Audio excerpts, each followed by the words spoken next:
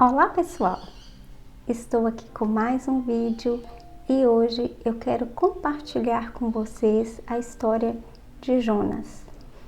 A história de Jonas, ela começa com Deus dando uma missão a Jonas, ele desobedece a Deus e aí a gente vê que há uma cobrança de Deus em relação à desobediência dele e ele vai e ele cumpre essa missão que Deus deu. Então, no capítulo 1 do livro de Jonas, no versículo 2, a gente vê quando Deus fala com ele. Dispõe-te, vai à grande cidade de Nínive e clama contra ela, porque a sua malícia subiu até mim. Deus dá uma missão. E agora a gente vê a fuga, a desobediência dele, no versículo 3.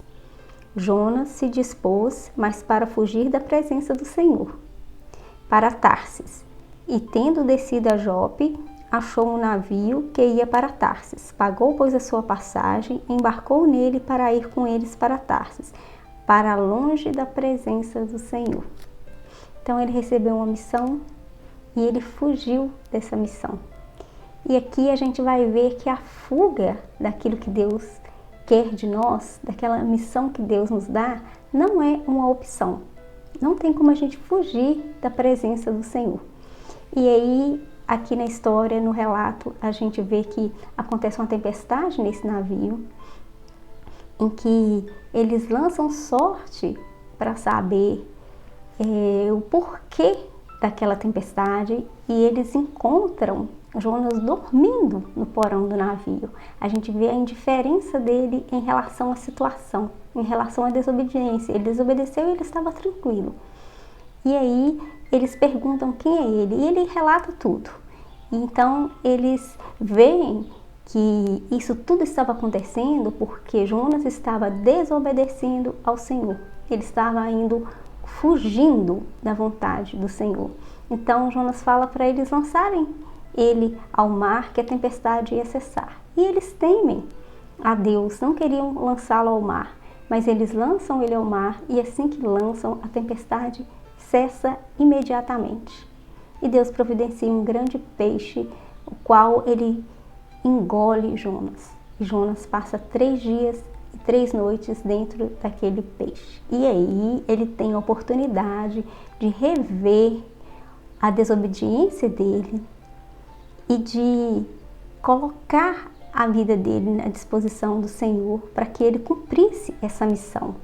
E a gente vê que no capítulo 3, no verso 5, ele foi até Nínive, esse peixe, lança ele de volta à terra após 3 dias, ele vai a Nínive e ele fala aquilo que Deus mandou ele falar, ele entrega a profecia. E o que acontece no capítulo 3, no versículo 5? Os ninivitas creram em Deus e proclamaram um jejum e vestiram-se de panos de saco, desde o maior até o menor. Então ele entregou aquela profecia que Deus falou que havia de destruir aquele povo, e quando ele entregou essa profecia, o povo creu. Eles creram e eles converteram ao Senhor.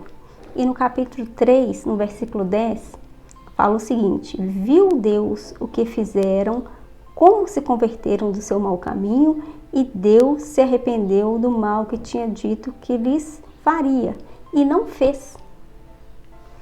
Então, o que a gente pode aprender com essa história aqui de Jonas? Primeiro, que quando Deus fala, a gente tem que obedecer. Fugir não é uma opção, porque Deus sabe onde a gente está, Ele vai, Ele busca, Ele faz ir aonde Ele quer e Ele faz falar aquilo que Ele quer que fale.